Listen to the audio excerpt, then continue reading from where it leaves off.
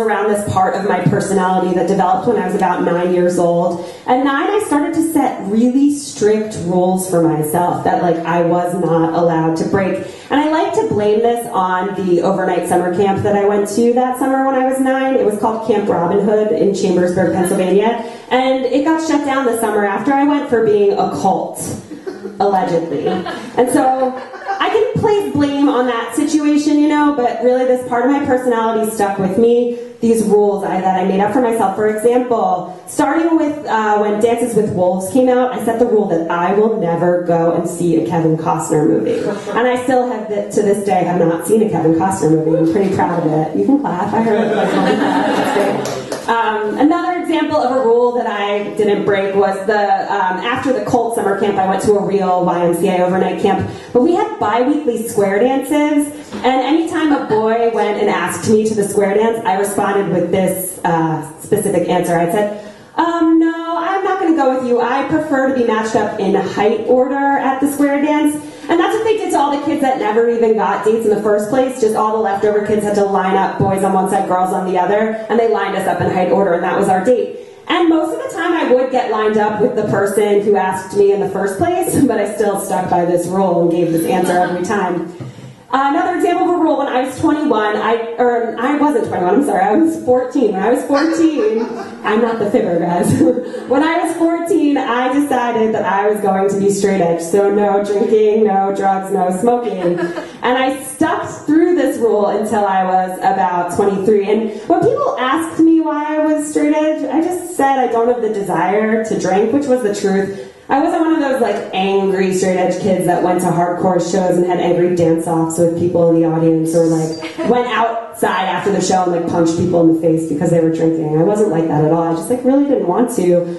And when I was 21, I decided to seal the deal on this rule by getting 3 X's tattooed on each of my wrists. I wanted to do that for my 21st birthday. And luckily, my fear of needles stopped me from doing this. So instead, I just had a non-alcoholic karaoke party for my 21st birthday, which was pretty fun. But I did, at 23, break my edge, as they call it. And, you know, I would go out, and because I was new to drinking and people around me, like, forgot that I didn't drink or realized that all of a sudden I was started drinking, they'd ask me things like, really? That whole time you were straight edge, you never had a drink? You never even, like, tried anything or had a sip? And I always answered no to every single person that asked. But truthfully, guys, I was totally fibbing. There were 2 times in my life where I did have alcohol prior to breaking my edge. The first one, I was about 12 years old, and I was on tour with a modern dance troupe in the modern dance version of A Christmas Carol. I was Tiny Tim. And the director offered me Kahlua and milk in the hotel room one night, and I had a few sips. So that was the first time. And then the second time, when I was in college, I had half a Midori Sour. I was still under 21. I was with 3 of my closest college friends, and I somehow convinced them that a half Midori Sour did not count, so they never told anyone. So I was still straight edge. And while I was still straight edge, I also stuck by the rule that if someone asked me out on a date, I pretty much said no. But I had this addendum to the rule, which is that I would end up becoming friends with all of these boys that asked me out on dates. So I had a lot of boy-just friends. And like, we would do things that I guess would be considered dates, or like should have ended in a kiss, or like going home together, but it would always just end in like an awkward hug or like a cryptic text message like a couple hours later. But there was one boy-just friend in particular where I started to question my rule and be like, I might need to break this. And he was my neighbor in New York, but I had known him when I had lived in Philadelphia previously. And thanks to a serendipitous Village Voice listing, we ended up having apartments across from each other. And he was just the coolest. He had an iguana named Nibs, which I just thought was so mysterious. And he was in a band.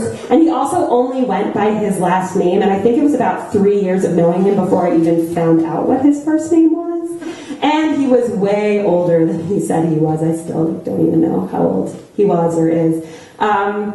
But he was so cool, and I definitely wanted to be more than boy-just friends. And so I decided the next time that we hung out, I was going to break my rule. This was it. It was time, and I like worked out exactly what I was going to say. And we planned to meet up on a Friday afternoon, and we were trying to figure out what to do. And he had never been to Magnolia Bakery, which was a cupcake place in New York that was riding on the Manolo Blahniks of Sex and the City at the time. So there'd be like a line around the block every time you wanted a cupcake.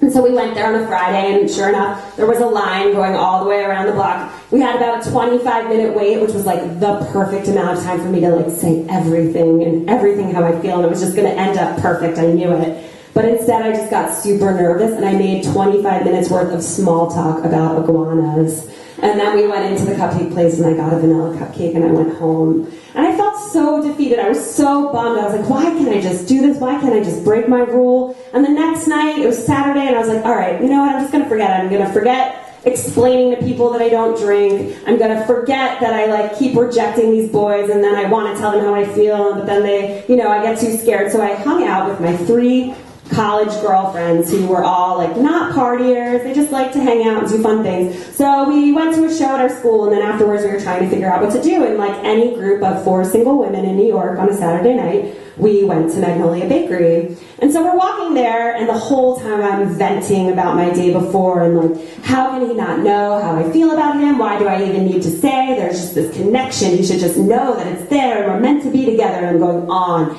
and on and on. And my friend grabs my arm and is like, Hillary, shut up. And so I do, and she's like, isn't that him? And she points, we're on the opposite side of the street as Magnolia Bakery, and she points to where Magnolia Bakery is, and then there's a brick wall right next to it, and she points, and there he is, my last name only boy just friend, and he's sharing a cupcake with another girl.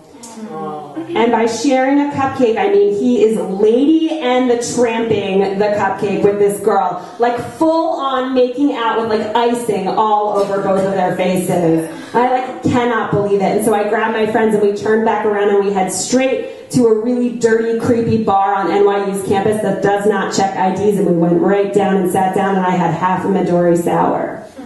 And I felt nothing, but I did have a green tongue for 2 hours. And so I looked at all my friends and I was like, you know what guys, this does not count. Like, please do not tell anyone about this. So they agreed not to. So I left the bar still straight edge, but I did decide that the next time a boy was going to ask me out on a date that I needed to break my rule and just say yes. So that's my story. It's true. It doesn't count as one of